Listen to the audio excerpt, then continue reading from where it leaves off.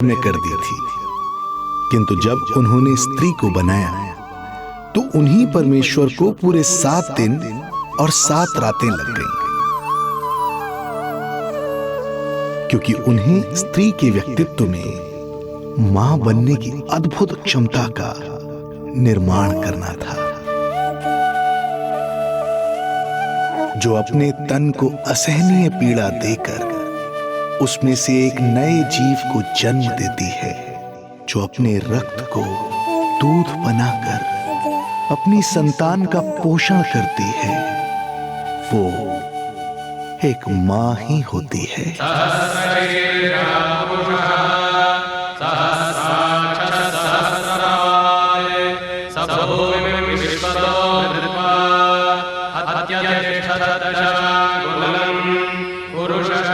स्वयं भगवान श्री विष्णु भी मां की इस ममता से दूर ना रह पाए, विवश हो गए धरती पर अवतार लेने के लिए।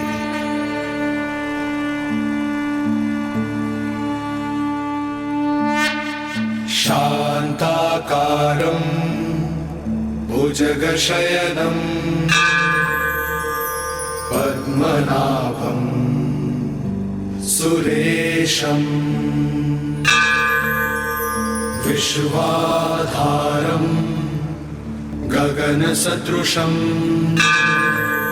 मेघवर्णं शुभांगं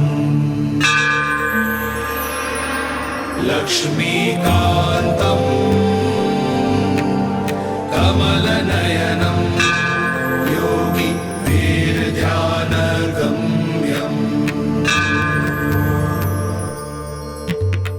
वन्दे विष्णुं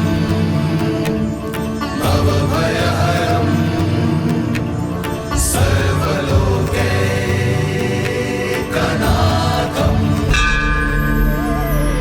वन्दे विष्णुं भवभयहरं सर्वलोकैकनाथम्।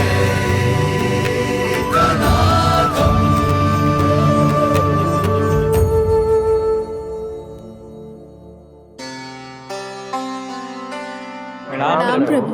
प्रणाम प्रणाम माता।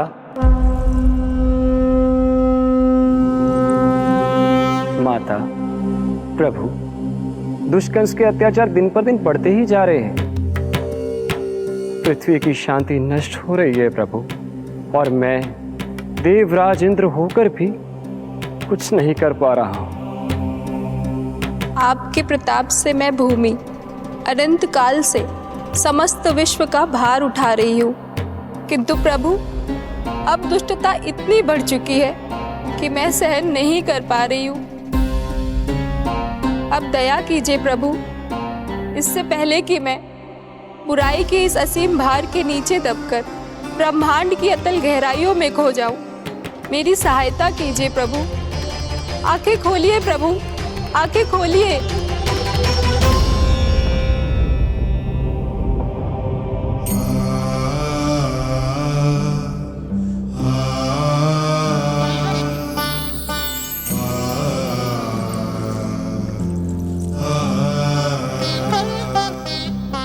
चिंता मत कीजिए, समय की पुकार को अनसुना नहीं करूंगा। मैं आप सबका कष्ट हरूंगा। मैं अवश्य अवतार लूंगा, मैं अवश्य अवतार लूंगा, मैं अवश्य अवतार लूंगा। श्री कृष्ण के रूप में, श्री कृष्ण के रूप में, श्री कृष्ण के रूप में।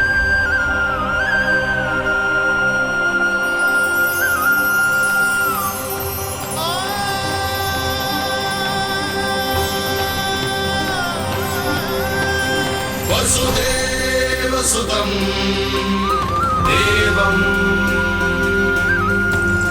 कंसचाणूरमर्दनम्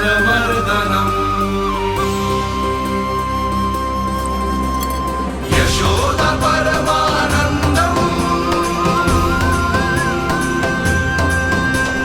कृष्णं वन्दे जगद्गुरुं, कृष्णं वन्दे जगद्गुरुम्।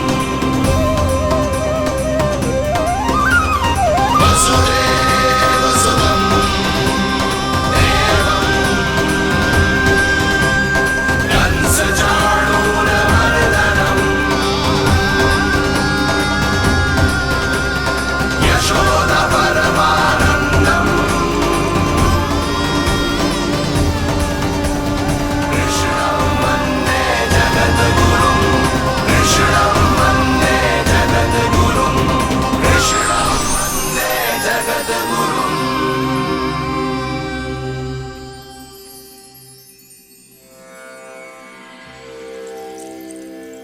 कंस का वध करूंगा, ऐसी परिस्थितियां उत्पन्न करूंगा जिनके कारण इस काल का सबसे बड़ा युद्ध होगा।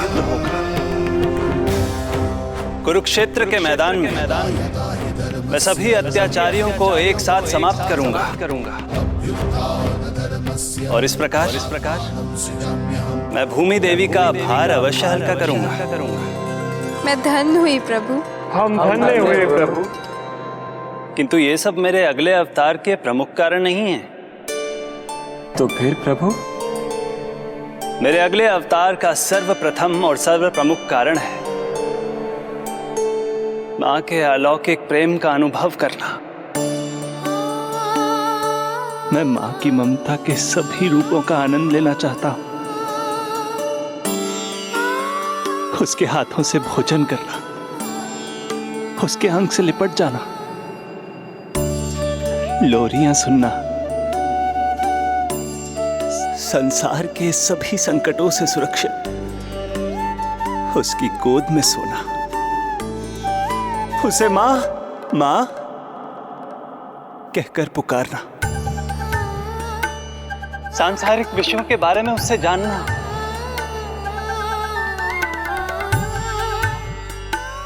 और फिर कोई शैतानी कर उसके आगे आगे भागना, उससे डांट खाना और फिर उसे मनाने के लिए क्षमा मांगना।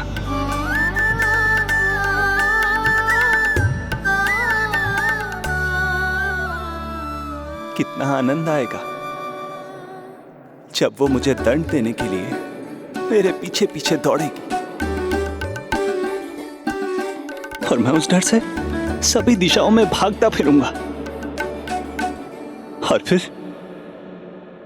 जब वो थककर हाँफते हाँफते रुक जाएगी तो मैं स्वयं उसके पास जाऊंगा, उसकी ममता भरी गोद में समा जाऊंगा।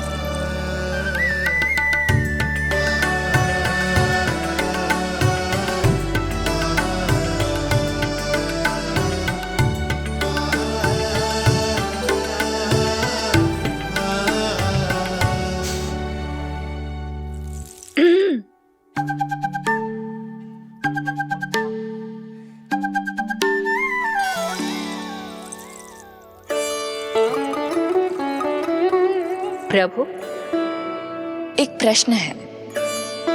माँ और संतान के अद्भुत रिश्ते के इस आनंद को आप किसके साथ अनुभव करना चाहते हैं?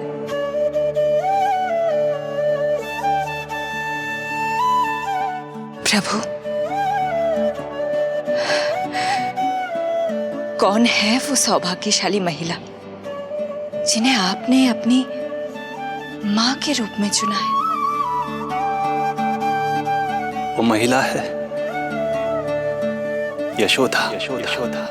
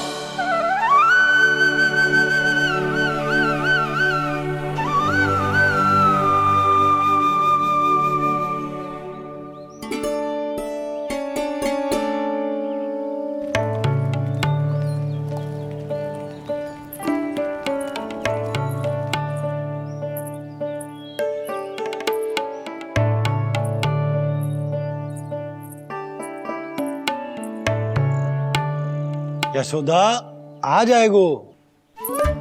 आपके जैसा बड़ा ना है कि रास्ता ढूंढते हुए अपने आप घर लौट आएगो। बस 6 महीने का बालक है, अबोध है।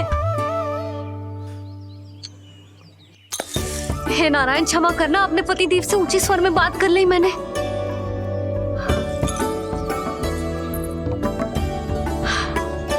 किसी को भी बुद्धि ना है पूरे गोकुल में के नंद जी का बालक खो गयो है, सुबह सुबह घर से भाग गयो है। किसी को ना पड़ी है कि उसे ढूंढे लेकर आए। यही सम्मान देते हैं वे गोकुल के राजा को। हे भगवान, ना जाने मेरा बच्चा कहाँ होगो, कैसा होगो। कितना समय हो गया है, अब तक तो भूख भी लगी आई होगी उसे। आप क्यों रुक गए? आप खाओ। हाँ हाँ, आप खाओ, आनंद से खाओ। आपको तो कुछ चिंता ही ना है। माँ ही तड़पती है अपनी संतान के लिए।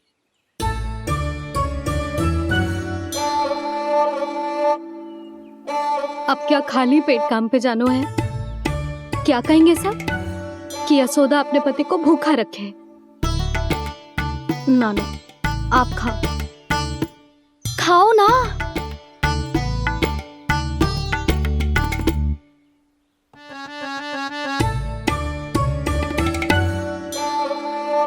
गुड़ के लड्डू कितने पसंद है उसे, कब से बना के रखे हैं। यशोदा, तुम स्वयं क्यों नहीं जाकर ढूंढती उसे?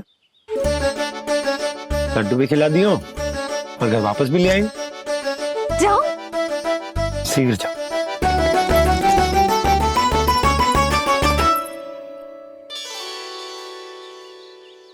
किंतु आप तो खाना खा रहे हो ना पतिदेव। वही तो, मैं खाना खा रहा हूं, परंतु वो भूखा है। तुम जाओ। वो तो भूखा है।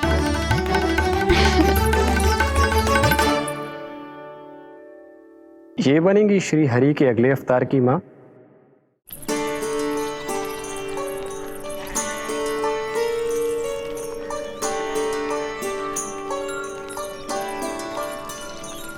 मेरे बच्चे को देखो है ना।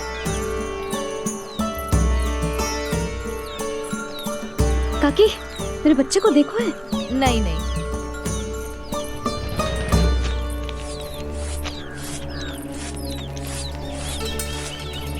सुमति, मेरे बच्चे को देखो है क्या कहीं? नहीं तो। ना देखो। जानकी, प्रभावती, मेरे बच्चे को देखो है कहीं?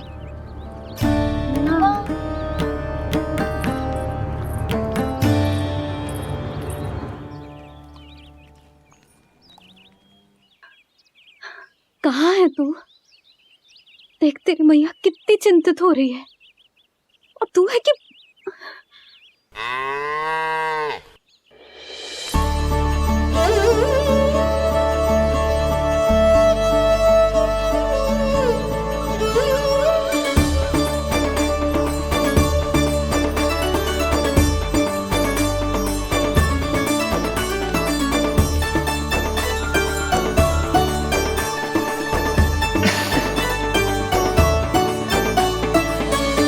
हाँ, अभी तक मैया यशोदा का लाडला यही है, 6 माह का बछड़ा। इसी पर ये अपनी सारी ममता न्योछावर करती हैं। तू फिर भाग गो। प्रतिदिन का काम होगा है तेरा। मैंने कही थी ना, मेरे बिना, अपनी मैया के बिना कहीं ना जानो है। ये संसार कितना भयानक है, कुछ मालूम है तुझे? दुष्ट भरे पड़े चारों ओर। वाह, दुनिया की अनोखी मैया और उसका अनोखा बालक, जो कि बालक है ही ना, गाय का बछड़ा है।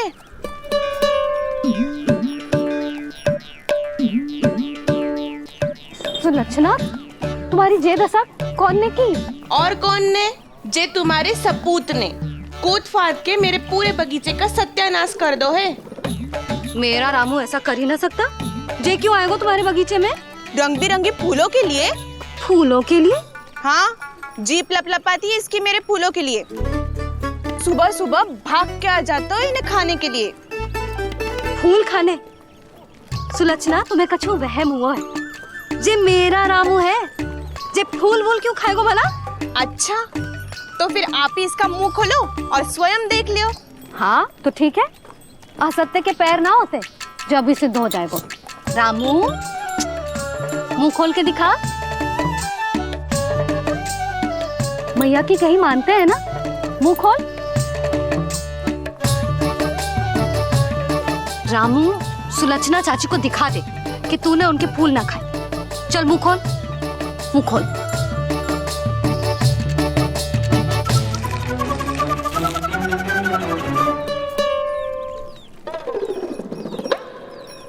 हाँ हाँ देख लो, इसने कुछ ना खाया है।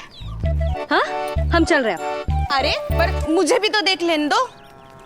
सुलक्षणा, मैं नंद देव की पत्नी हूँ, तुम्हें क्या लगता है मैं असत्य बोलूंगी? ना ना जशोदा जी, लेकिन आप तो सिद्ध करने वाली थी ना। हो तो गए हो सिद्ध। चल रामू, देर हो रही। अरे अरे वैसे रामू जी बहुत बुरी बात है, नंद जी का बालक चोरी कर दो। छी, जो अपनी वस्तु ना है उसे छूते भी ना है, समझ आई? जे करूंगी सुलक्षणा के यहाँ भरी टोकरी बेसन के लड्डू भिजवा दूंगी, प्रसन्न हो जाएगी। ये तो बड़ी चतुर है प्रभु। हाँ प्रभु, और जीवट भी है इनमें। बस यही देखा आप सबने?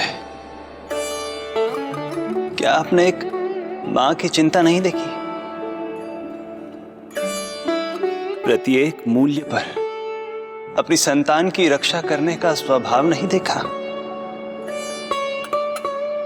या फिर असत्य भाषण करने पर अपनी भूल सुधारने की व्यग्रता नहीं देखी? कोई बात नहीं, मैं बताता हूं यशोदा क्या है। यशोदा पवित्रता की प्रतिमूर्ति है, विश्वास का आधार सुरक्षा की भावना है, ममता का मूर्त रूप है वो, वात्सल्य की गंगा है, भावनाओं का बहता हुआ निर्झर है। यशोदा अपने आप में परिपूर्ण है। यशोदा मां है। प्रभु, मां यशोदा निश्चित ही अद्भुत है। जिनके यहाँ आप पुत्र बनकर जाना चाहते हैं, उन्हें तो असाधारण होना ही है।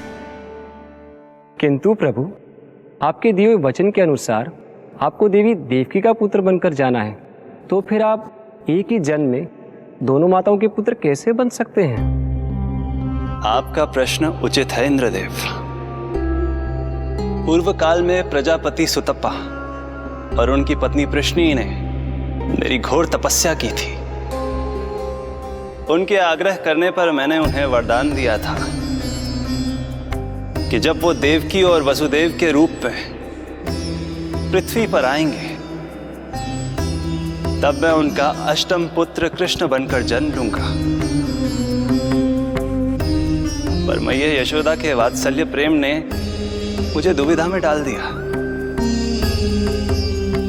क्योंकि वो भी तो पिछले जन्म से ही है ना। पिछले जन्म से?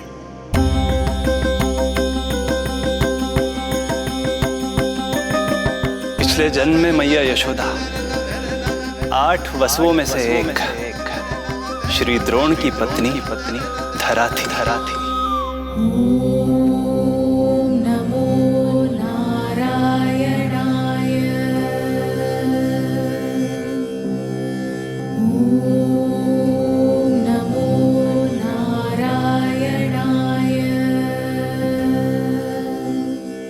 दोनों सहस्त्रों वर्षों तक निरंतर मुझे पुत्र रूप में पाने की मनोकामना के साथ घोर तपस्या करते रहे।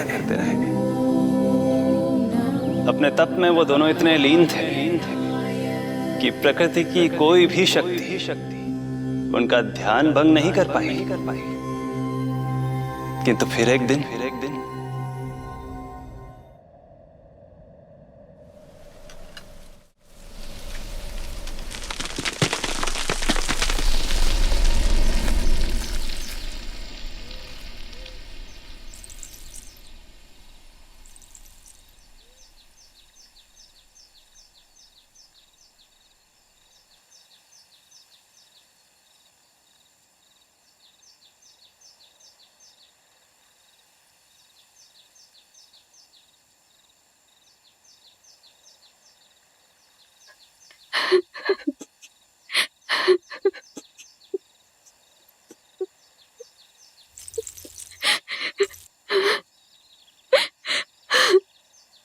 हमारे भक्ति में ऐसी क्या कमी रह गई प्रभु कि अभी तक आपके दर्शन का सौभाग्य नहीं मिला।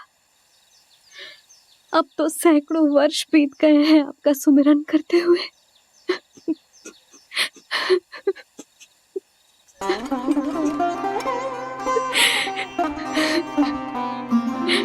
साचा सुमिरन सबसे हरि का, साचा है हरि नाम।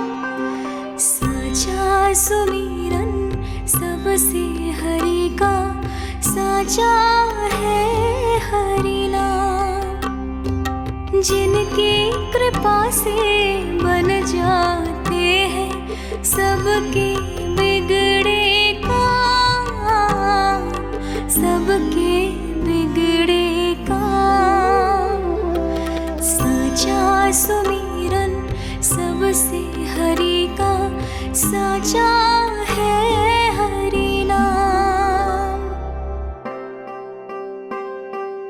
आतुर है आंचल का उपवन, सुनने को पैजनिया छुन छुन। मधुर मधुर तुतलाती बोली, खेले संग संग आँख में चोली। मेरे मुख पे भी दे दो प्रभु ममता भरी मुस्कान। साचा सुमिरन सबसे हरि का, साचा है हरि नाम।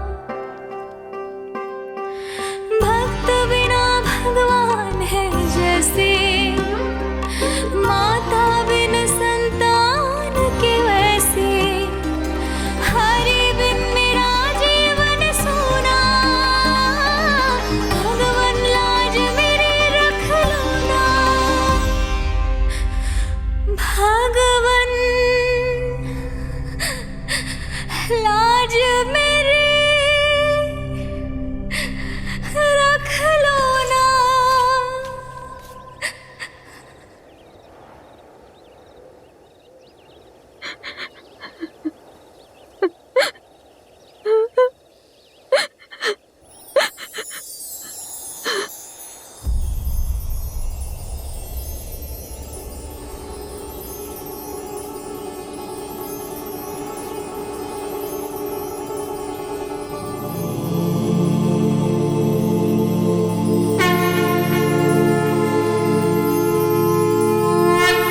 सशंख चक्रम सकिरीट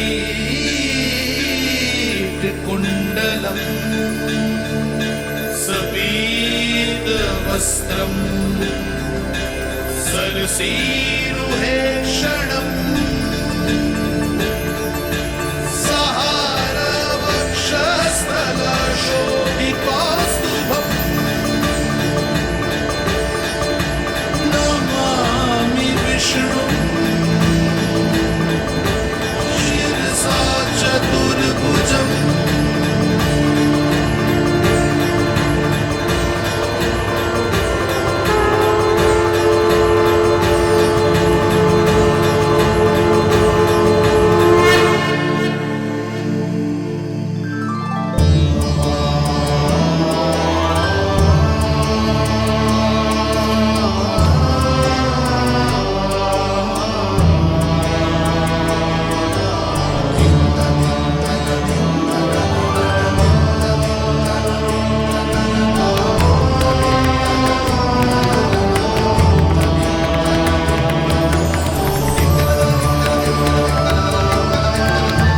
कहिए कहिए, क्या वरदान पाना चाहते हैं आप?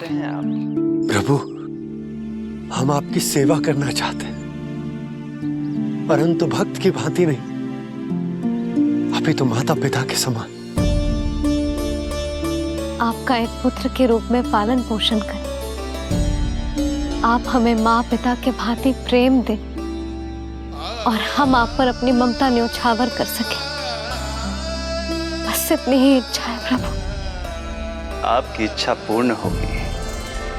मैं आपकी संतान के रूप में अवश्य आऊंगा, किंतु उसके लिए आपको मेरे अगले अवतार के बाद एक और अवतार की प्रतीक्षा करनी होगी, क्योंकि अगले जन्म के लिए मैं पहले ही ये वरदान माता देवकी को दे चुका हूं। प्रभु, किसी भी जन्म में आपको अपने पुत्र के रूप में पाना मेरा सौभाग्य होगा, किंतु मेरी ममता मेरे वश में नहीं है। प्रभु, आप साक्षात मेरे सामने खड़े हैं, किंतु मेरे नेत्र आपके इस दिव्य चतुर्भुज रूप को नहीं देख पा रहे। इन्हें तो आप अभी से बाल रूप में दिखाई दे रहे हैं। मेरे भीतर उमड़ती ममता की ज्वार का अनुभव कीजिए प्रभु। केवल कल्पना मात्र से मेरा वक्ष स्थल दूध से भराया है। ये गोद तरसने लगी है, मन अभी से लोरियां गाने लगा है। मेरे इस अनुरोध को स्वीकार कीजिए प्रभु, कृपा करें। इस माँ से और प्रतीक्षा ना करवाए प्रभु, और प्रतीक्षा ना करवाए। उस पल माता धरा की ममता भरी भक्ति और प्रेम भाव को देखकर मेरे मुख से भी वो शब्द निकल ही पड़ा जिसे एक बच्चा पहली बार बोलना सीखता है, माँ।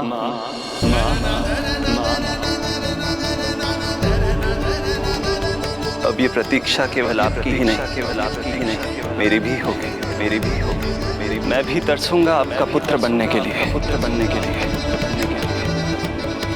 इस समय मैं विवश हूँ, किंतु मैं आपको वचन देता हूँ, मैं आपकी संतान बनकर अवश्य आऊंगा, प्रभु,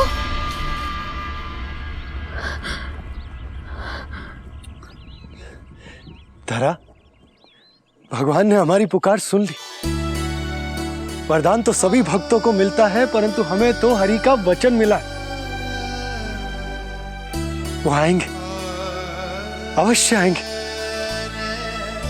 अब हमें केवल उस शुभ दिन की प्रतीक्षा करनी है। अब और प्रतीक्षा नहीं होगी मुझसे।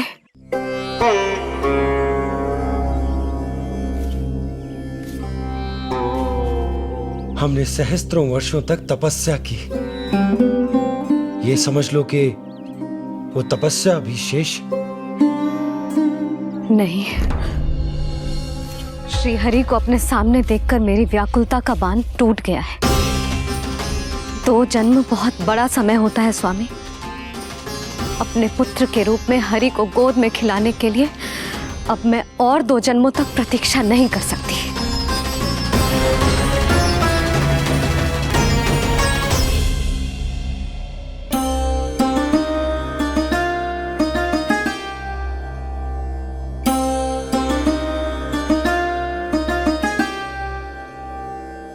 व्यर्थ हरि बिन जग ये सारा, व्यर्थ हरि बिन जीवन धारा। पूजन वंदन व्यर्थ हरि बिन, व्यर्थ धरार जीवन धारा। वरुण देव विनती सुन लीजिए, तन मेरा निर्जल कर दीजिए। हरि के बिन सारा जल तन का सागर सा हो गया है खारा। प्रभु, माता धरा की तपस्या का तेज अत्याधिक है। प्रकृति के पंचतत्व, 5 महाभूत इनकी पुकार सुनने के लिए विवश है।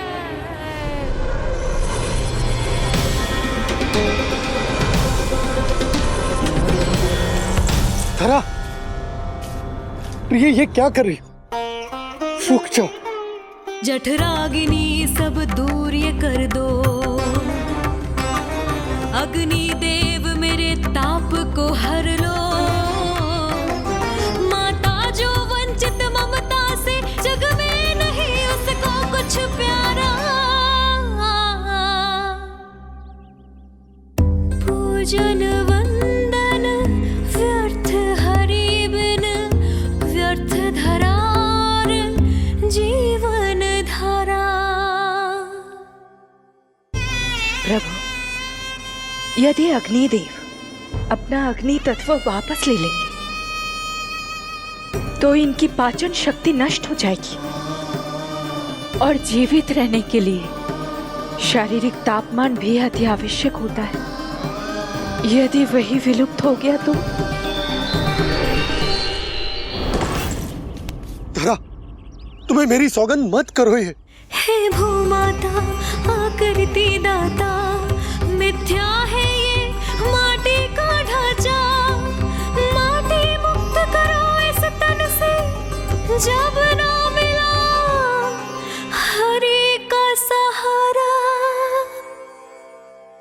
प्रभु, भू तत्व ही तन को भार देता है, उसके बिना ये तो पूरी तरह से ढह जाएंगी। धरा, धरा, ये क्या हो गया? बस करो अब। प्रभु, कुछ कीजिए। मैं संसार का संचालक हूं देवी। नियमों का पालन करने के लिए मैं भी बाध्य हूं। जो वचन मैं पहले ही माता देवकी को दे चुका हूं, यदि मैं चाहूं तो भी उसे तोड़ नहीं सकता।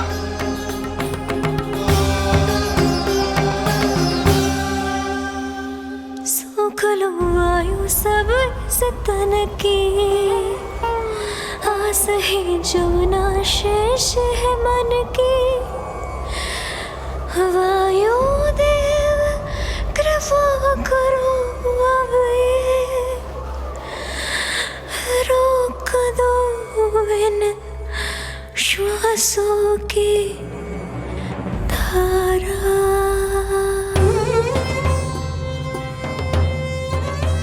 प्रभु, प्राण वायु के बिना प्राणों का बचना संभव नहीं।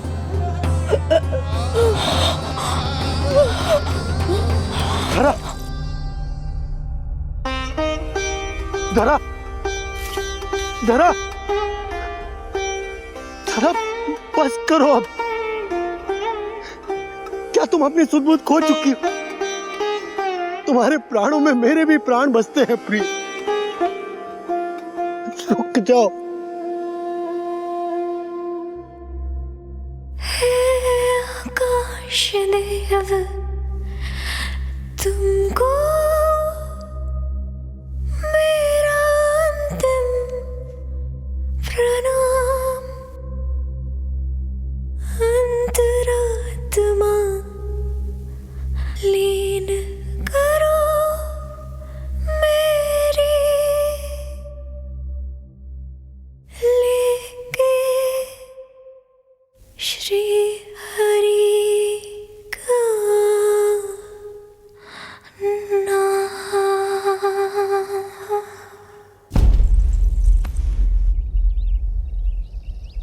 धरा, धरा, धरा, ये क्या कर लिया तुमने? धरा, कोई है, कोई है, सहायता कीजिए। धरा, जल। धरा, तुम चिंता मत करना, मैं यही हूं। मैं 2 क्षण में जल लेकर आता हूं।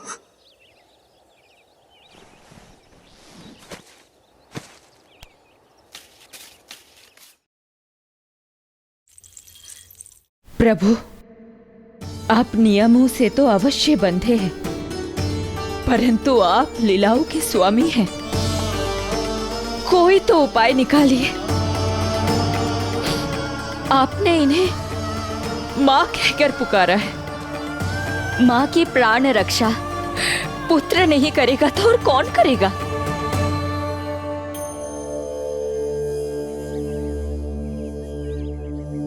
प्रेम ना जिसकी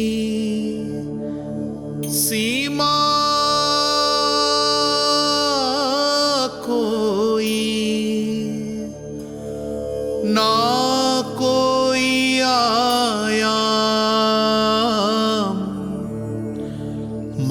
की ममता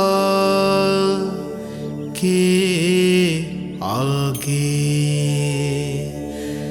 विवश हुए भगवान,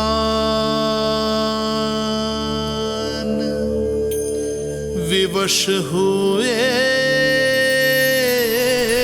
भगवान।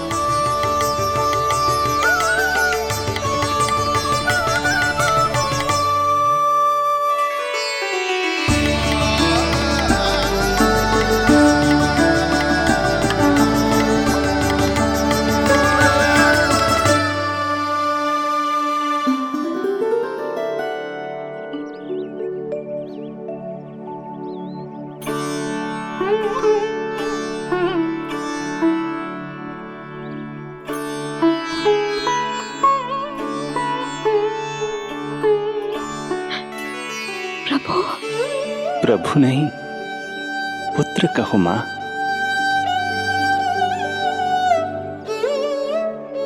पुत्र, मेरा पुत्र, मेरा पुत्र।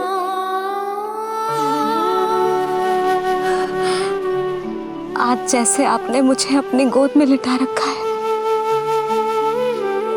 क्या कुछ ऐसा नहीं हो सकता कि शीघ्र ही मुझे आपको अपनी गोद में खिलाने का अवसर मिल जाए? आज तो मैं केवल मूर्छित हुई हूं, किंतु शीघ्र ही यदि मुझे आप पुत्र रूप में ना मिले तो मेरे प्राण चले जाएंगे। ऐसा ना कहो मां।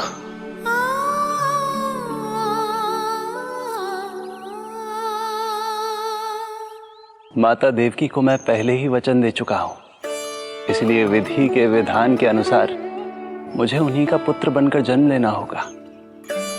किंतु आपकी आतुरता का अनुभव करने के बाद अब मैं भी आपका स्नेह पाने से स्वयं को और वंचित नहीं रख सकता।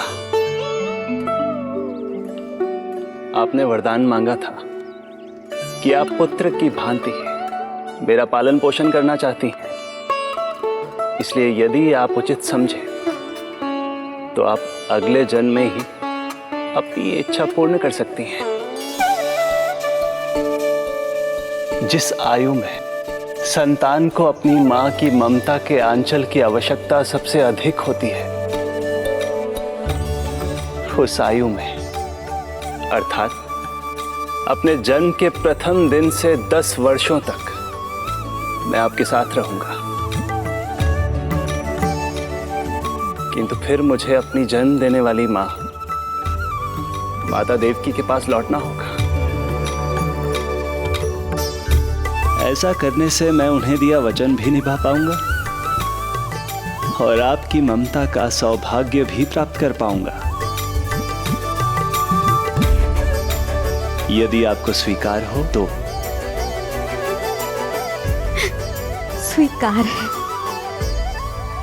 स्वीकार है प्रभु, सहर्ष स्वीकार है। एक माँ और पुत्र का नाता केवल उसके कोख से जन्म लेने से ही नहीं बनता, ये नाता तो ममता से बनता है, और मैं अपनी ममता आप पर न्यौछावर करने के लिए आतुर हूं। यशोमती मैया के नंद लाला, यशोमती मैया के नंद लाला, यशोमती मैया के नंद लाला, यशोमती मैया के नंद लाला। तो इस प्रकार परमपिता परमेश्वर श्री हरि विष्णु एक ही जन्म में दो दो माताओं का पुत्र बनने के लिए उत्साहित भी थे और भावुक भी।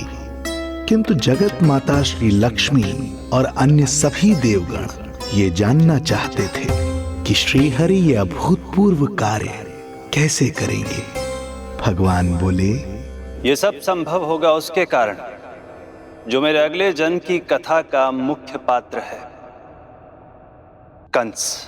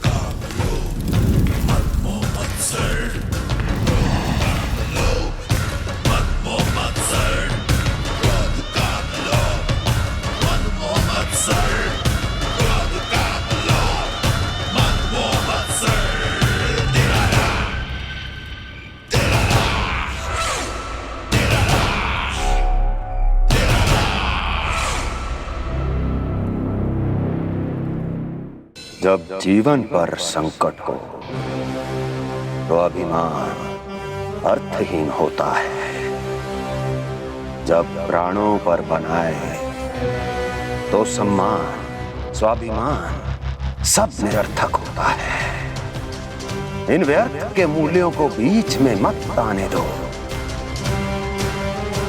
और दया उसे तो बिल्कुल नहीं। मार डालो साधु संत ऋषि मुनि स्त्री वृद्ध, चाहे वो नवजात शिशु ही क्यों ना हो।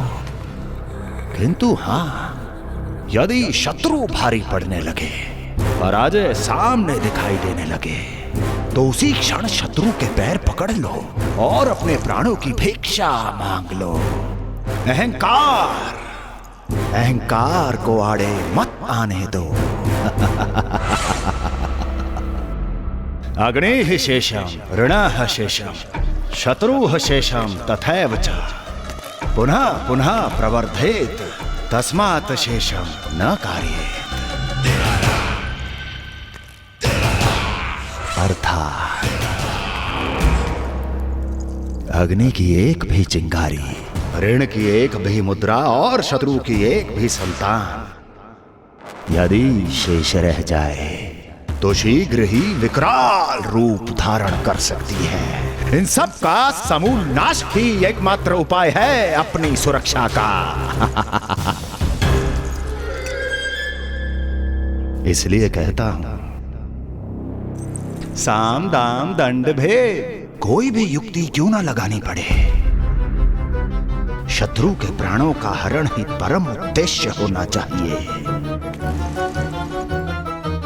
छोड़ो मत, फिर चाहे वो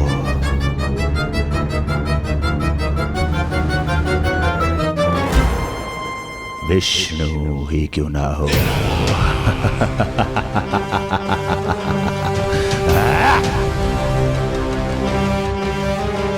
यही थी कंस की दिनचर्या। वो प्रतिदिन स्वयं को स्मरण कराता था कि स्वार्थ के लिए किसी भी सीमा को तोड़ने में कुछ अनुचित नहीं है। तभी तो राजगद्दी प्राप्त करने के लिए उसने अपने पिता महाराज उग्रसेन को भी नहीं छोड़ा था। पिताजी,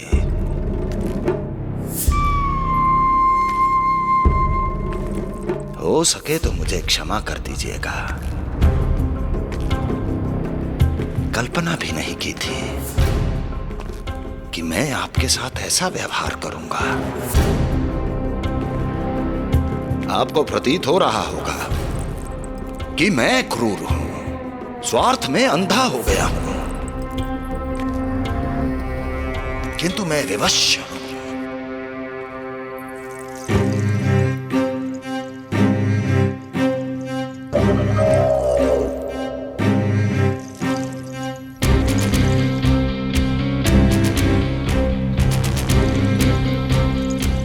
आज से सत्ता का ये भार अब मुझे उठाना पड़ेगा पिताजी,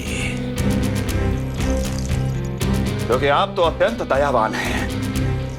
अपनी आवश्यकता से अधिक प्रेम आपको अपनी प्रजा से है, किंतु मैं ऐसा नहीं।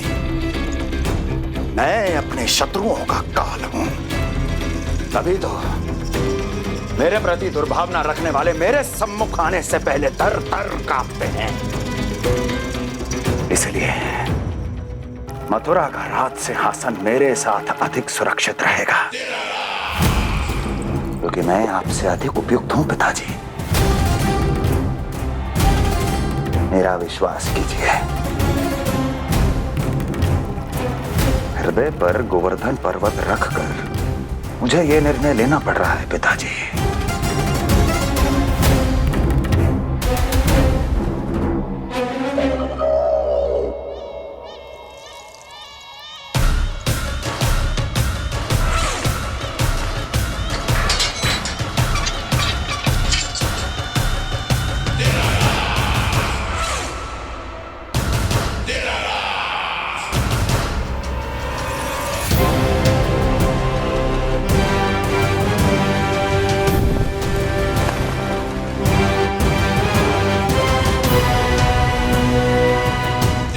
चाबी यमुना में फेंक देना।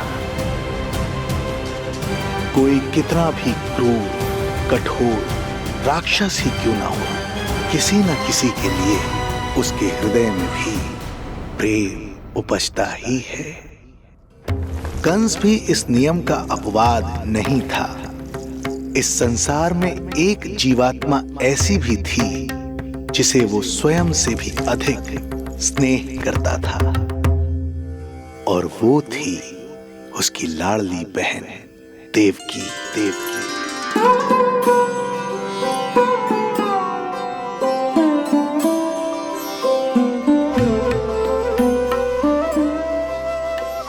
देवकी के लिए कंस एक राजा नहीं, मात्र भाई था, जो अपनी बहन की छोटी सी मुस्कुराहट के लिए आकाश पाताल एक कर सकता था।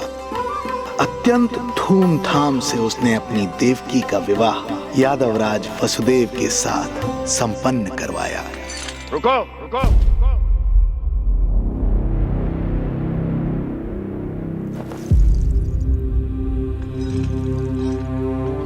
ये आप क्या कर रहे हैं? आप मथुरा नरेश हैं? नहीं कुंवर जी, आज मैं मात्र वो भाई हूं जो अपनी प्रिय बहन के साथ बस कुछ क्षण और व्यतीत करना चाहता है। कंस के हृदय में देवकी के लिए उमड़ता प्रेम का सागर तब अचानक सूख गया जब उसने ये आकाशवाणी सुनी। महापापी अत्याचारी कंस,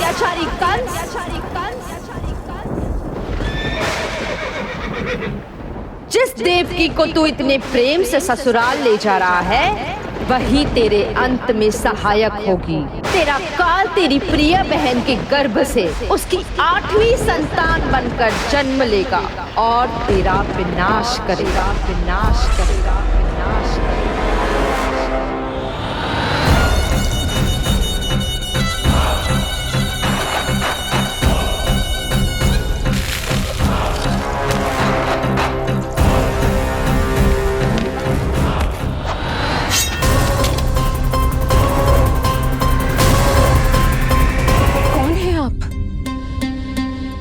मुझे आपसे भय लग रहा है। आप मेरे भैया नहीं हो सकते। सही कहा तूने। जो मेरे विनाश को जन्म दे उस कुल घातिनी से मेरा कोई संबंध नहीं। महाराज, रक्त के संबंध क्रोध की अग्नि में मत झुलसाइए। जिस बहन को आपने बचपन से आज तक इतना प्रेम दिया, क्या वो आपके विरुद्ध किसी षड्यंत्र में सहायक हो सकती है? भला हमारी संतान आपका विनाश क्यों करेगी?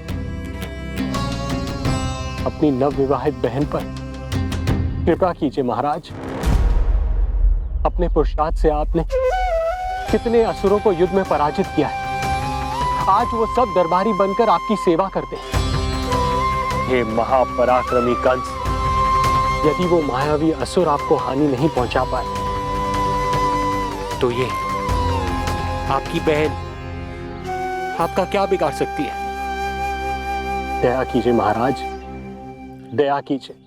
आप बीच में मत पड़िए कुंवर जी। सुना नहीं क्या? इसकी 8वीं संतान मेरा वध करेगी। जब मां ही नहीं बचेगी तो 8वीं संतान के जन्म का तो प्रश्न ही नहीं उठता। यदि ऐसा है तो आप मुझे मार दीजिए। जब मैं ही जीवित नहीं रहूंगा तो देवकी की संतान होने की संभावना ही समाप्त हो जाएगी। अपने बहनोई की हत्या का पाप मैं नहीं कर सकता। और बहन की हत्या का पाप कर सकते हैं? जिसे जीवन भर प्रेम दिया है उसके प्राण लेने का अधिकार है मुझे। प्रिय भैया, यदि आपको इस विषय में इतना संदेह है तो आप हमारी 8वीं संतान के प्राण ले लीजिएगा। बल्कि 8वीं संतान ही क्यों, उसका जन्म होने तक हमारी सभी संतानों का वध आप स्वयं अपने हाथों से कर लीजिए। स्वामी, हे मथुराधिपति, मेरी पत्नी को प्राण दान दे दीजिए। मैं महाराज शूरसेन का पुत्र वसुदेव आपको वचन देता हूं, अपनी 8 संतानों को जन्म लेते ही स्वयं आपके सामने प्रस्तुत करूंगा। अपनी 8 संतानों को जन्म लेते ही स्वयं आपके सामने प्रस्तुत करूंगा।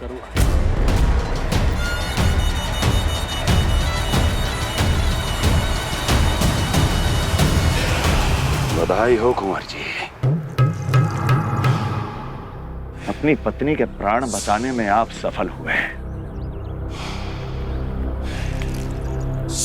किंतु आपकी संतानें इतनी भाग्यशाली नहीं होंगी। वचन स्मरण रहे।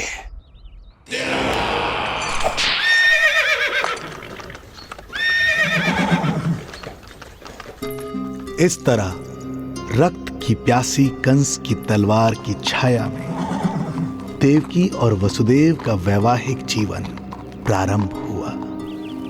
जब कंस की निर्ममता और वसुदेव के वचन का ये दुखद समाचार गोकुल पहुंचा तो हे नारायण, अर्थात राजा वसुदेव यदि कंस के सामने गिड़गिड़ाते नहीं तो रानी देवकी के प्राण चले जाते। हाँ नंदराज, और अब वो दोनों कंस के महल में हैं, किंतु वो महल भी उनके लिए किसी बंदी गृह से कम नहीं है।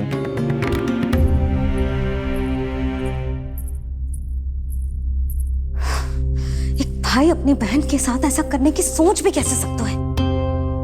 मेरा बस चले तो दुष्ट कंस को मटके में डाल के इसे घोट के रख दूं, जैसे मलाई घोट के माखन निकाला जाता है।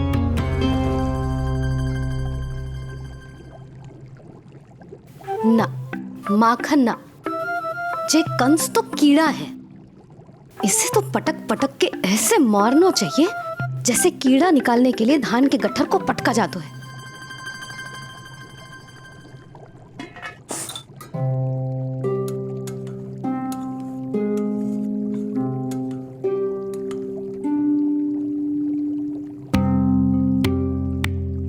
किंतु जब रोहिणी जिज्जी को पता चलेगा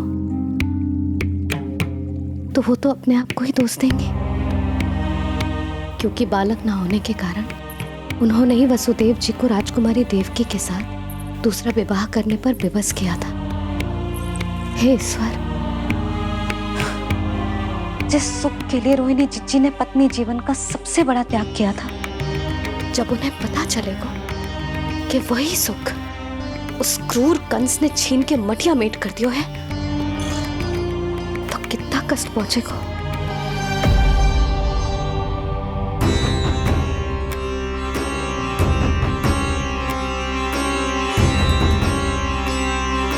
रोहिणी जीजी,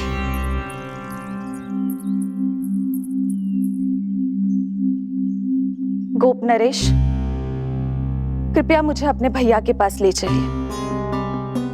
संकट के समय मुझे उनके साथ होना चाहिए। किंतु भाभी, पता चलो है वसुदेव भैया और देवकी भाभी कंस के महल में कड़े पहरे में रखे गए।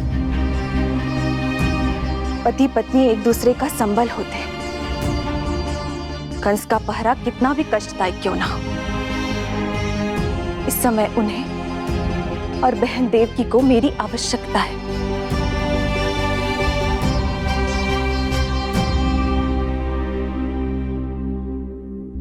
ये मेरी विवशता है कि यादव कुलदीपक होकर भी आपको इस महल में बंदियों की तरह रहना पड़ रहा है, और मैं कुछ कर भी नहीं पा रही। काश आपने मुझसे विवाह ही ना किया होता। तो क्या मैं अपने भाग्य से भाग पाता देवकी? पूर्व जन्म के कर्मों के फल स्वरूप जो हमारी नियति में लिखा है वो तो हमें भोगना ही है।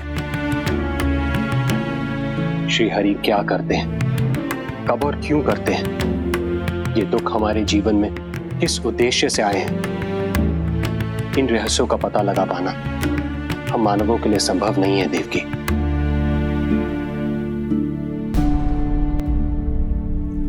तो फिर चलिए यहां से भाग चलते हैं, कहीं ऐसे स्थान पर जहां भैया की छाया भी हम पर ना पड़ सके। नहीं प्रिय, कंस के गुप्तचरों की दृष्टि हम पर अवश्य होगी, और मैं ऐसा कोई कार्य नहीं कर सकता जिससे तुम्हारे जीवन पर कोई संकट आए। और मैंने उन्हें अपनी सभी संतानों को सौंपने का वचन भी दिया है। अपना वचन मेरे लिए प्राणों से भी अधिक महत्वपूर्ण है देवकी।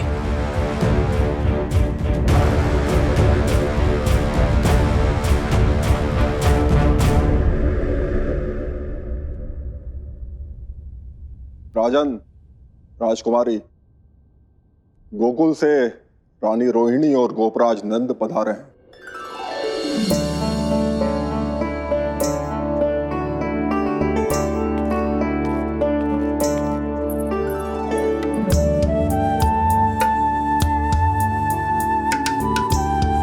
स्वामी,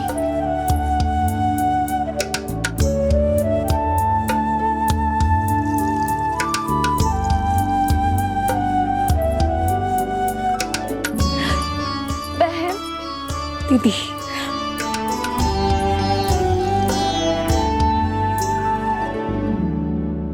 भाई नंद, जो आप हमारे लिए कर रहे हैं उसके लिए धन्यवाद शब्द बहुत छोटा है। मैं अपने भाग्य को स्वीकार कर चुका हूं। यदि यही श्री नारायण की इच्छा है तो यही सही।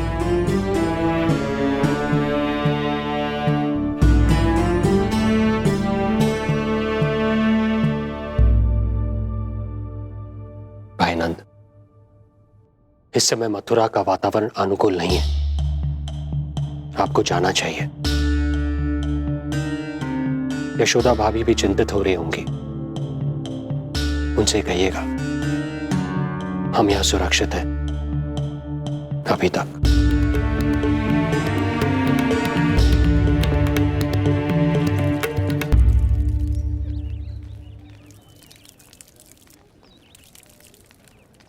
वसुदेव भैया का भाग्य पर भरोसा देख वे अपनी संतानों को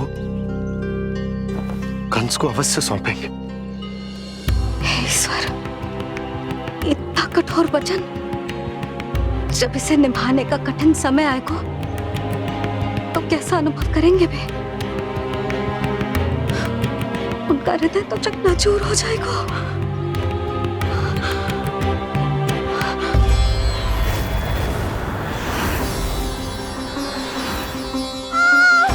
सब्र से सब ठीक हो जाएगा। देवकी, मैं महाराज शूरसेन का पुत्र वसुदेव आपको वचन देता हूं, अपनी 8 संतानों को जन्म देते ही स्वयं आपके सामने प्रस्तुत करूंगा।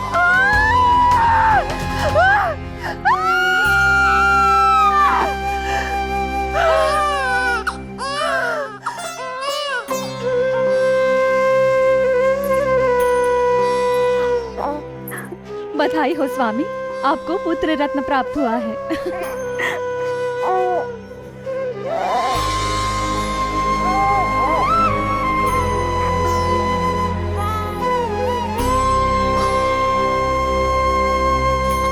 महाराज को पता चला तो क्या होगा?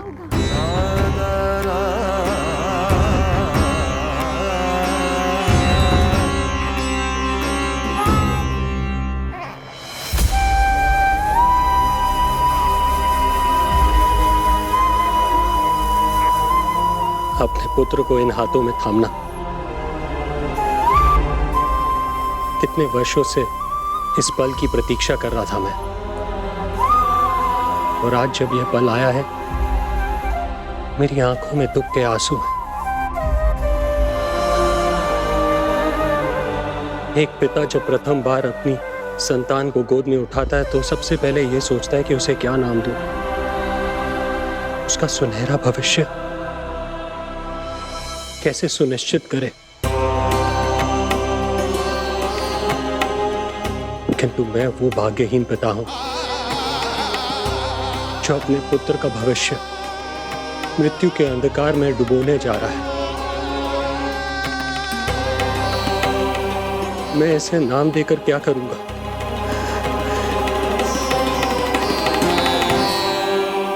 क्या आपके वचन का महत्व आपके पुत्र के प्राणों से अधिक है स्वामी?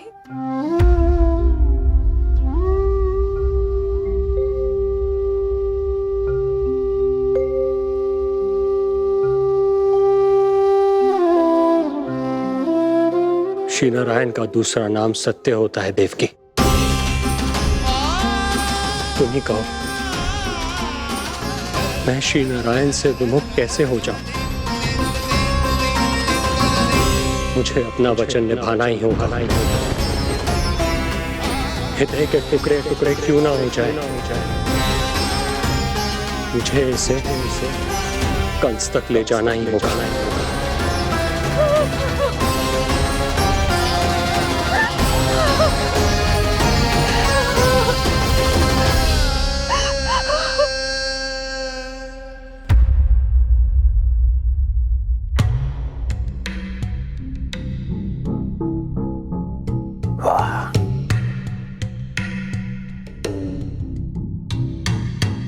इतना स्वादिष्ट भोजन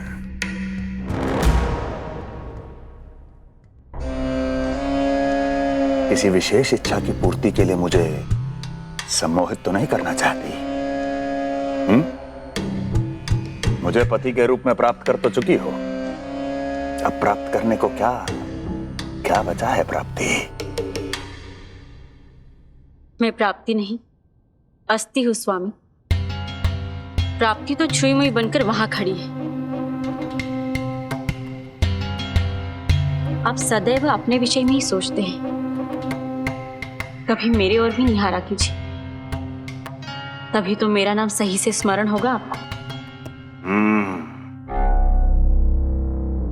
मैं अपने विषय में ही सोचता हूं, तभी तो दसों दिशाओं में मेरे नाम का डंका बजता है, मेरे साम्राज्य का विस्तार होता है, तभी तो मेरा अस्तित्व है। अस्थि स्मरण रहे, तुम हो क्योंकि मैं हूं।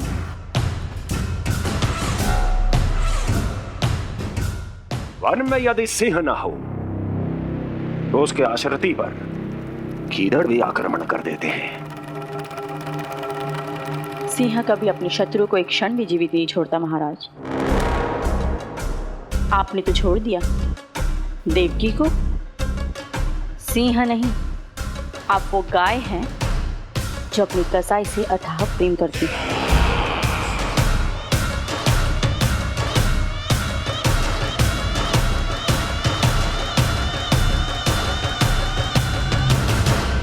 सभी संतानों को जन्म लेते ही मेरे पास लेकर आएगा,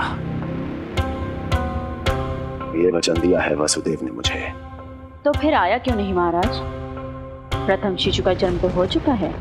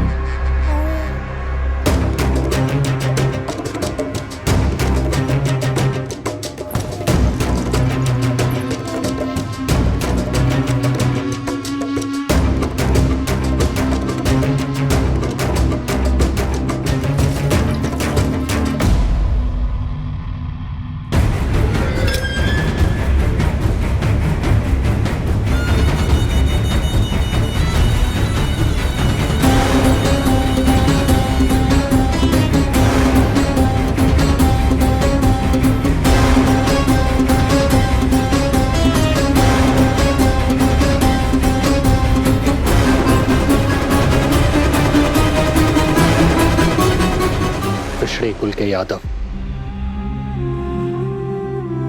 अपना वचन मिथ्या नहीं होने देते महाराज।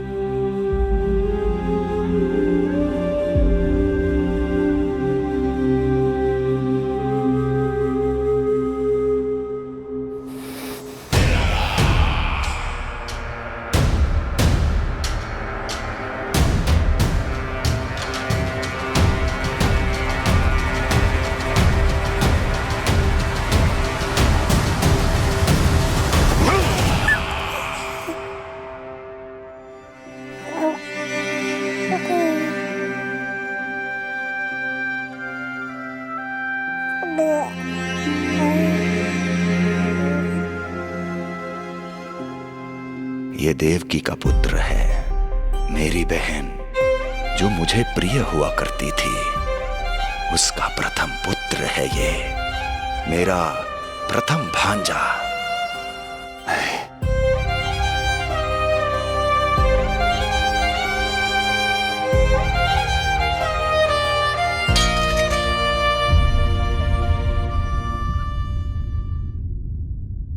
इसे वापस ले जाइए कुंवर जी।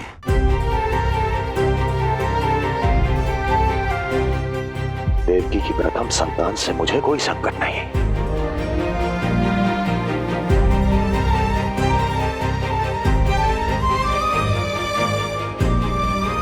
और आपको क्या लगता है कुंवर जी कि मैं कोई राक्षस हूं क्या?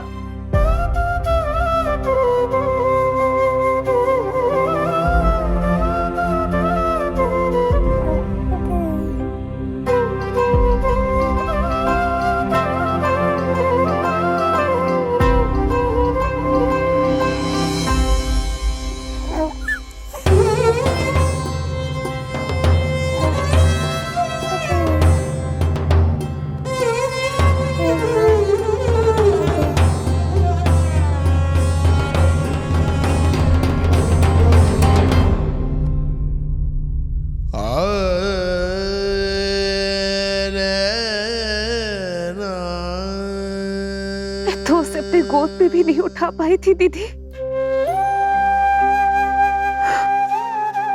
उसका वो सुकुमार मुख मेरी स्मृति से जा ही नहीं रहा।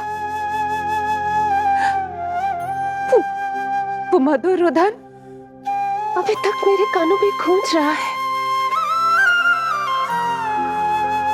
मैं तुम्हारी पीड़ा का अनुमान लगा सकती हूँ देवकी। मैंने उसे जन्म नहीं दिया था, फिर भी मेरे कान अभी तक उसके रुदन की ध्वनि सुन रहे हैं। क्योंकि ये अपनी माओ को पुकार रहा है। तुम्हारे भैया ने हमारे पुत्र को प्राणदान दे दिया देवकी।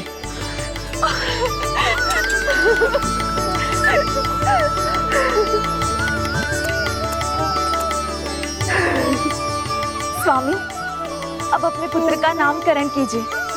इसे ऐसा नाम दीजिए कि इसका भविष्य यश और कीर्ति से परिपूर्ण हो। कीर्तिमान कीर्तिमान होगा इसका नाम।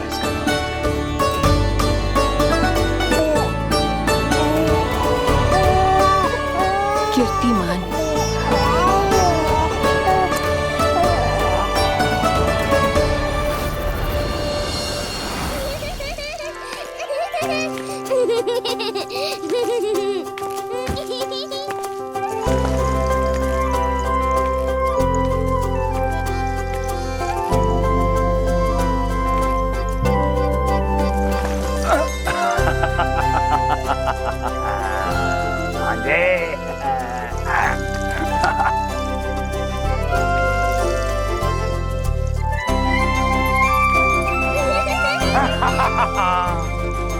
भांजे भांजे, मामा से बचना असंभव है।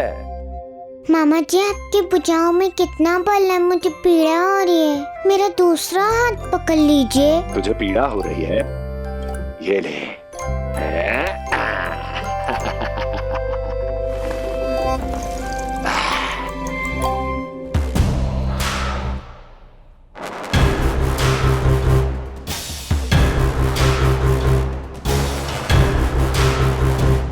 नारायण नारायण।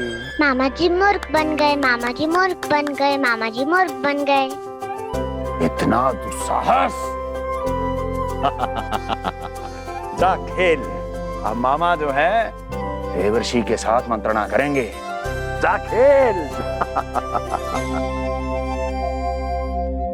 क्योंकि अत्यंत महत्वपूर्ण ना हो तो देवर्षि हमारे द्वार पर आने का कष्ट नहीं उठाएंगे। कहिए देवर्षि, कैसे आना हुआ? मैं तो बस आपको ये अद्भुत कमल पुष्प भेंट करने आया था महाराज। इसे देखते ही मुझे आपका स्मरण हुआ था। मानो ये मुझे पुकार कर कह रहा हो, मुझे महाराज कंस के पास ले चलिए। इसमें तो कुछ भी विशेष नहीं है देवर्षि। इसमें 8 पंखुड़ियां हैं महाराज, और 8वीं पंखुड़ी सबसे विशेष है। यदि विश्वास न हो तो आप स्वयं गिनकर देख लीजिए। आप मेरा उपहास कर रहे हैं देवर्षि। आप गिनिए तो सही महाराज। 1 2 3 4 5 6 7 8। क्या आप निश्चित रूप से कह सकते हैं कि यही 8वीं पंखुड़ी है? विचार कीजिए महाराज। क्या आप बिना किसी शंका के कह सकते हैं कि कौन सी पंखुड़ी पहली है और कौन सी 8वीं? क्या आप पूर्ण विश्वास के साथ कह सकते हैं कि कौन प्रथम है और कौन अंतिम? फिर चाहे वो पंखुड़ी हो या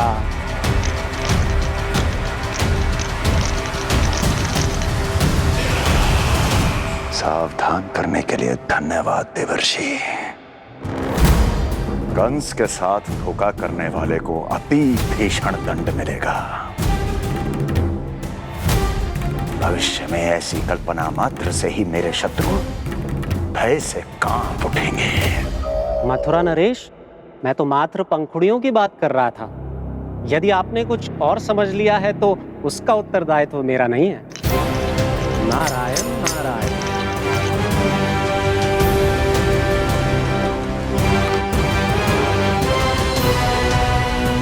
विचार कीजिए महाराज, क्या आप बिना किसी शंका के कह सकते हैं कि कौन सी पंखुड़ी पहली है और कौन सी आठवीं? क्या आप पूर्ण विश्वास के साथ कह सकते हैं कि कौन प्रथम है और कौन अंतिम? फिर चाहे वो पंखुड़ी हो या... मामा जी मूर्ख बन गए, मामा जी मूर्ख बन गए, मामा जी मूर्ख बन गए, मामा जी मूर्ख बन गए।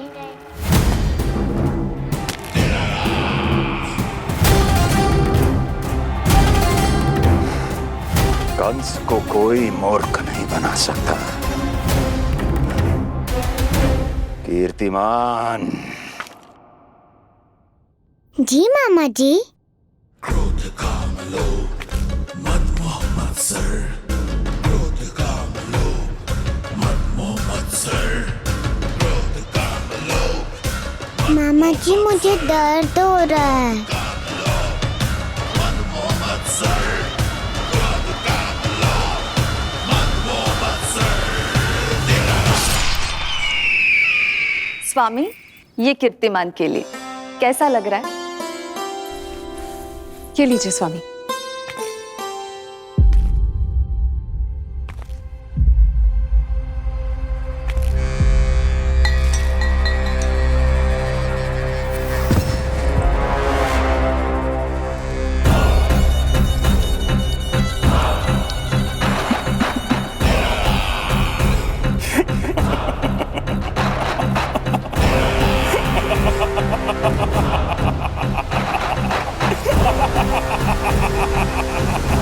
नेत्रों के सामने अपनी संतान की हत्या होते हुए देखना कितना पीड़ादायक रहा होगा ये दृश्य। किंतु प्रभु, यदि देवर्षि नारद कंस के हृदय में संदेह का बीज न बोते तो कंस ऐसा कभी नहीं करता। तो फिर उसे उकसाए क्यों देवर्षि ने? आप भूल गए देवराज, समस्त संसार में जो भी होता है मेरी इच्छा अनुसार ही होता है। यही प्रश्न नारद ने भी मुझसे पूछा था।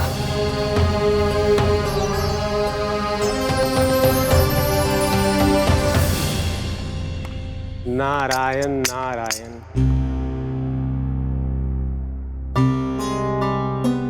छोटे से बालक की इतनी निर्मम हत्या और माध्यम बना मैं। प्रभु, ये कैसी लीला है आपकी? अभी तो देवकी की 5 और संतानों की हत्या होना शेष है नारद। अब से कंस शिशुओं के जन्म लेते ही उनकी हत्या कर देगा। यदि जन्म के तुरंत बाद ही मृत्यु होनी है तो जन्म का लाभ ही क्या है प्रभु? यही विधि का विधान है नारद। कीर्तिमान और शेष 5 बच्चे श्रापग्रस्त हैं। जन्म के कर्मों के अनुसार अल्पायु होना उनकी नियति है। उनकी मृत्यु के बाद ही शेषनाग के अंश के रूप में बलराम और मेरे अंश के रूप में श्री कृष्ण का अवतार संभव होगा। नारायण नारायण।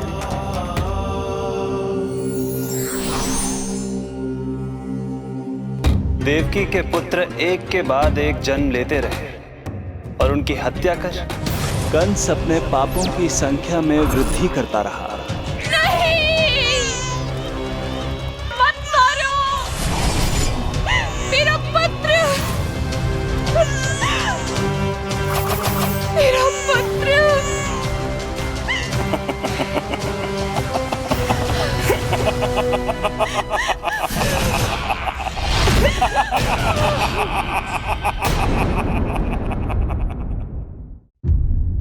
अब उसकी क्रूरता की कथा ऐसे मोड़ पर आ पहुंची जहां से वापसी असंभव है, क्योंकि अभी अभी उसने देवकी के छठे पुत्र का वध कर दिया है। हे प्रभु, कितना दुर्दांत है ये कंस। किंतु एक ही जन्म में एक साथ 2 माताओं का पुत्र बनने में उसने आपकी सहायता कैसे की प्रभु? उसके भय ने उससे ये कार्य सहज ही करवा दिया देवराज। जन्म लेते ही माता देवकी के सभी पुत्रों की हत्या कर उसने मुझे विवश कर दिया है। अब जीवित रहने के लिए मेरे अवतार को माता देवकी की कोख से जन्म लेने के तुरंत बाद मैया यशोदा के पास गोकुल जाना ही होगा। और इस प्रकार कंस के कारण एक ही जन्म में दो माताओं का पुत्र बनने का आपका वचन सत्य सिद्ध होगा। आपकी लीला अपरंपार है प्रभु। आप सब अब निश्चिंत होकर जाइए। मेरे अवतार के जन्म होने की घड़ी अब निकट ही है। हम धन्य हुए प्रभु। हम धन्य हुए प्रभु।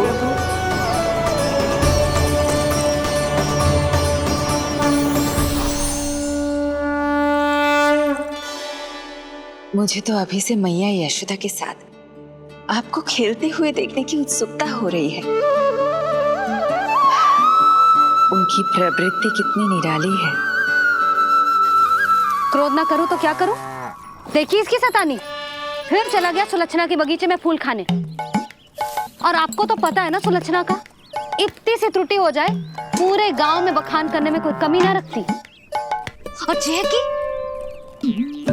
अरे जब ग्वालिनों को पता चलेगा तो क्या कहेंगी?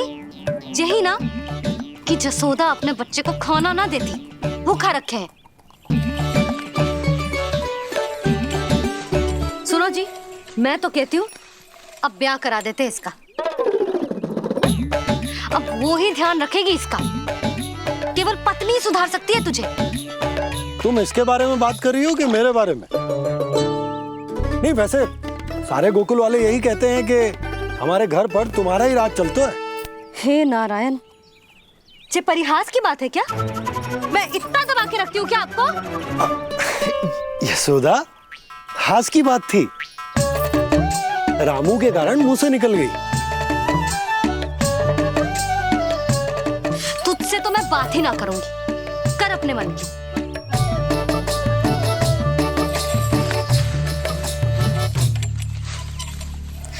पता है तुझे कितना क्रोध आता है जब तू ऐसे बिना बताए घर से चला जाता है। प्रेम है जे मेरा, चिंता है मेरी।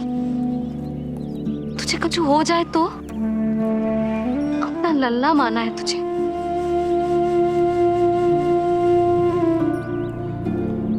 मेरे भाग्य में तो आमन्ना लिखो ही ना है।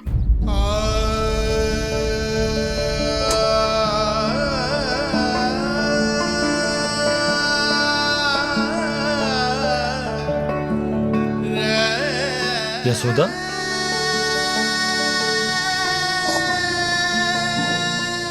आपको पता है जब मैं छोटी थी इसके जैसी चंचल थी। गांव वाले कहते थे एक बार बड़ी हो जाएगी अपने आप ठहराव आ जाएगा। ना आयो। फिर बड़े बूढ़े कहने लगे चिंता की कछु बात ना है, एक बार शादी हो जाएगी सब ठीक हो जाएगा। ना हुआ। फिर सबन ने कही एक बार बालक हो जाने दो, गोद भर जाएगी अपने आप परिपक्व हो जाएगी। पर गोद तो भरी ना मेरी। बालक तो हुआ ही ना।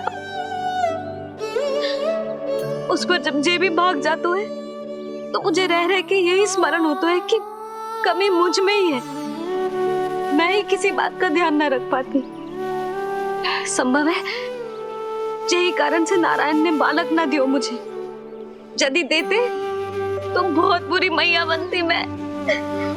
यशोदा, क्या होगा तुम्हें? कहाँ की बात कहाँ लेकर जा रही हो तुम?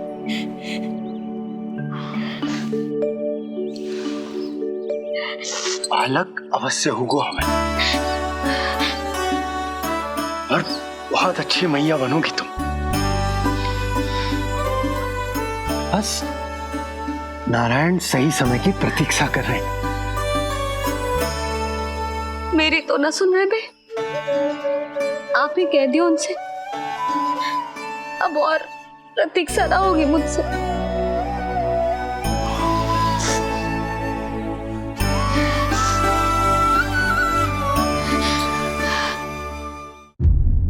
प्रतीक्षा तो अब मुझसे भी नहीं हो रही मैया। तो फिर मैया की इच्छा पूरी कीजिए प्रभु।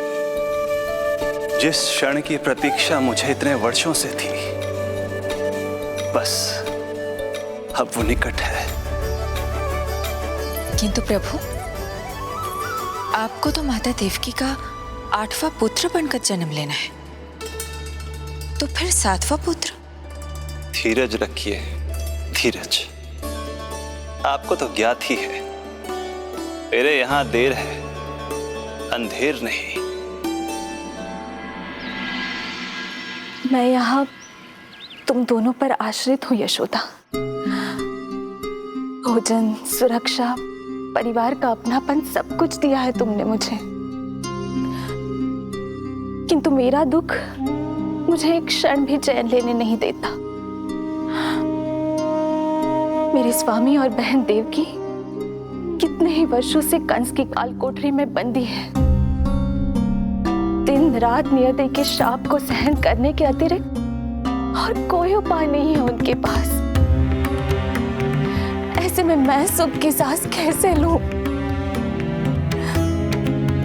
कीर्तिमान की हत्या के बाद मेरी सुरक्षा के लिए मेरे स्वामी ने मुझे यहाँ भिजवा दिया, चुपचाप। किंतु मेरा हृदय तो वही छूट गया यशोदा।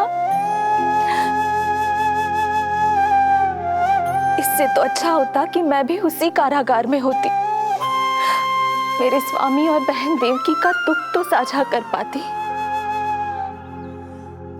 अपनी 6 संतानों को कंस के हाथों मृत्यु के गोद में जाते देखा है उन्होंने। अब तो मुझे उस क्षण की कल्पना से भी डर लगने लगा है, जब देवकी अपने 7वें पुत्र को अपने गर्भ में धारण करेगी। भय से भविष्य नहीं टलता, होनी होकर ही रहती है। समय बीता और देवकी के गर्भ में 7वें पुत्र का आगमन हुआ। क्या इसका भी भविष्य वही होगा जिसके भाइयों का हुआ था? इस बंदी गृह की दीवारें, प्रत्येक ईंट, प्रत्येक पत्थर, यहां तक कि यहां की वायु भी उस कंस की बंदी है। अब तक तो उसे सूचना भी मिल चुकी होगी। वो निर्दयी, क्रूर प्रतीक्षा कर रहा होगा कि कब तुम्हें प्रसव हो और कब उसकी तलवार हमारे नन्हे शिशु, हमारी 7वीं संतान का रक्त पिए।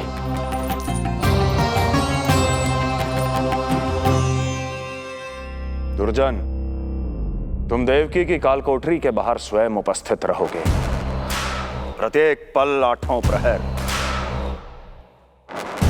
जैसे ही शिशु पहली श्वास ले,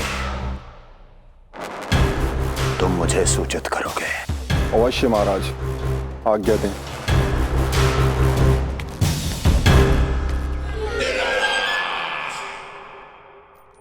कुछ कीजिए स्वामी, कुछ कीजिए। मैं नहीं चाहती कि ये अपनी प्रथम श्वास इस बंदी गृह में ले। देवकी, विवशता से मेरा कलेजा भी फटा जा रहा है, किंतु इस काल कोठरी में बंद मैं कर ही क्या सकता हूं?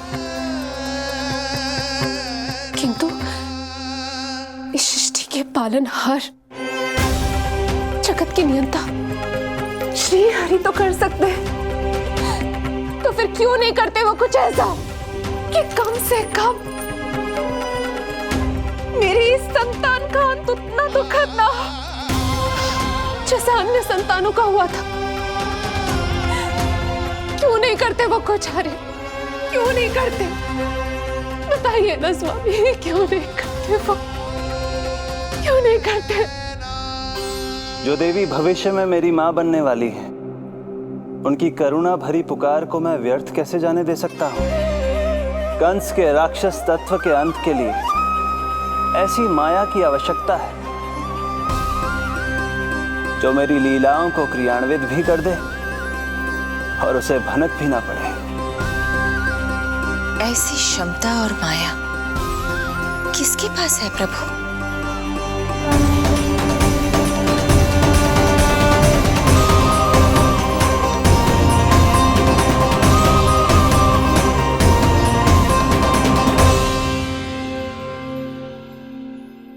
ओम नमो आकर्षिणी ज्वाला मालिनी, ओम नमो भगवती क्लेशनाशिनी।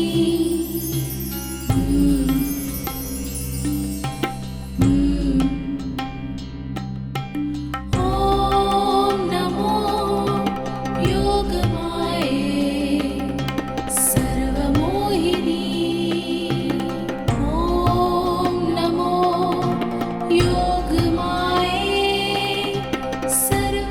आज्ञा दीजिए प्रभु। माता देवकी का गर्भपात करके उस संतान को रानी रोहिणी के गर्भ में स्थापित कीजिए देवी।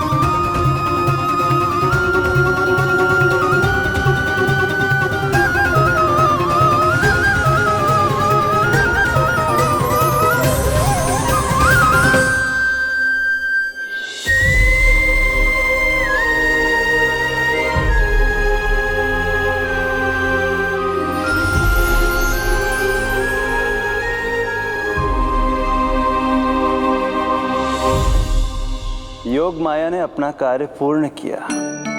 सुबह सूर्य की रश्मियां देवी रोहिणी को ऐसा संदेश सुनाएंगी जिसे सुनकर वो प्रसन्नता से झूम उठेंगी।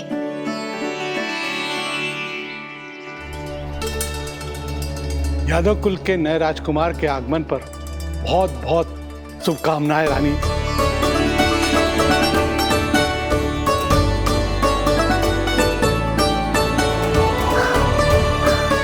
यशोदा, मैं माँ बनने वाली हूँ। यशोदा, सुना तुमने? चिच्ची, मैं माँ बनने वाली हूँ।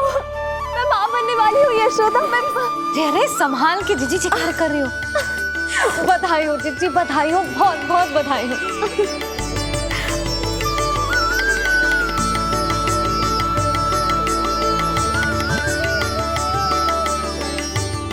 विधि का विधान भी विचित्र होता है। रोहिणी, जिनका ये पुत्र नहीं है, वो प्रसन्न है, किंतु देवकी, जिनका ये पुत्र है, वो व्याकुल है।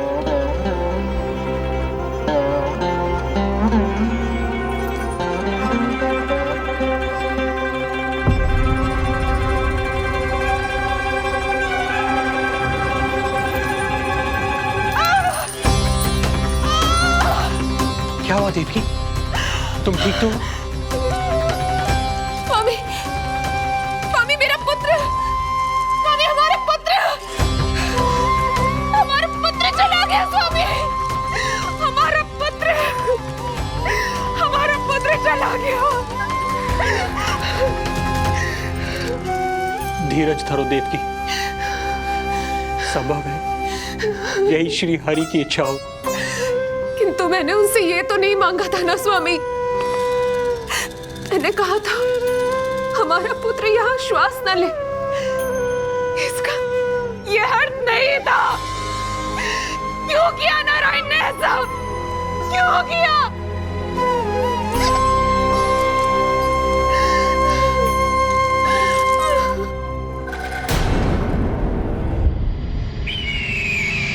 तो ये सत्य है महाराज, राजकुमारी देवकी का गर्भपात हो गया है। बच गया वो शिशु। किंतु यदि मेरे हाथों उसकी मृत्यु होती तो अधिक कष्ट होता उसे। सुख में समय पंख लगाकर उड़ता है। शीघ्र ही रोहिणी के प्रसव का दिन आ पहुंचा और उसने एक स्वस्थ और सुंदर बालक को जन्म दिया।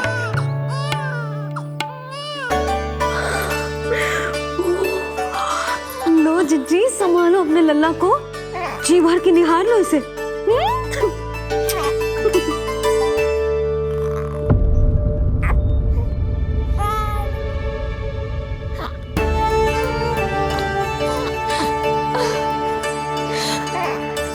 मेरा पुत्र राजकुमार,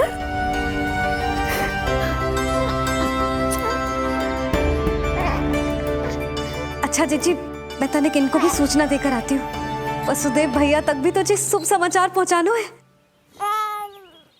राजकुमार कौन है? हाँ,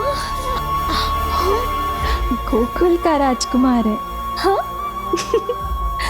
गोकुल का राजकुमार है, मेरा बच्चा। बल तो इतना है कि पूछो ही मत आप। एक बार उंगली पकड़ लेना तो उसके बाद छुड़ाना अत्यंत कठिन हो जाता है।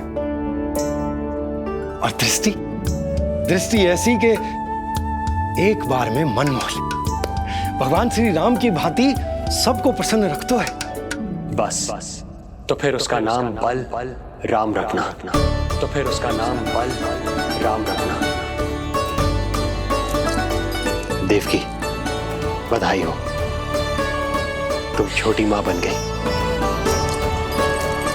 भैया, आप दोनों कछु चिंता न करियो। बलराम का लालन पालन मेरा उत्तरदायित्व है।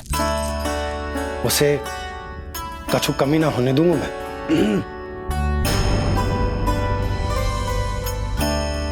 मुझे चलना चाहिए। कितने वर्षों बाद तुम्हारे कारण शुभ समाचार मिला है हमें।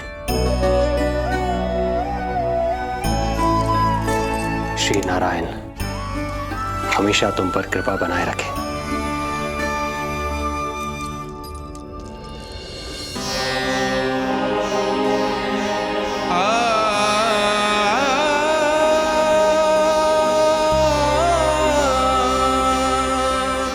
आपको बहुत बहुत बधाई हो स्वामी।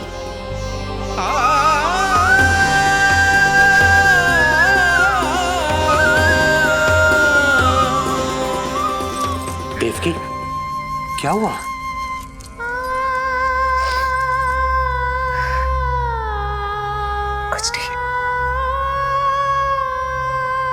रोहिणी दीदी ने हमको वो सुख दे दिया जो मैं कभी ना दे सकी। उन्होंने आपको संतान दे दी, किंतु मैं देवकी,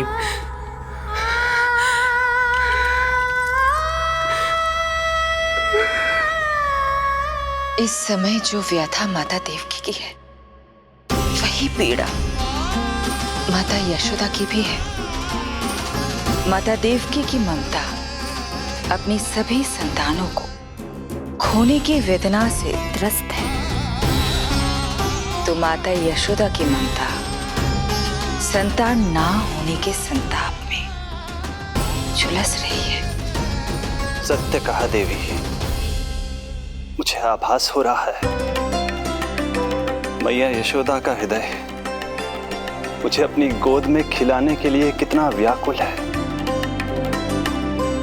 सच्ची श्रीहरि, सच्ची मैं प्रसन्न हूं मैं कि आपके आशीर्वाद से रोहिणी जी को इतना प्यारा लल्ला हुआ है। पर मुझसे क्या त्रुटि हुई नारायण? मुझे क्यों न दियो आपने लल्ला? मुझसे क्या त्रुटि हुई नारायण? मुझे क्यों न दियो आपने लल्ला?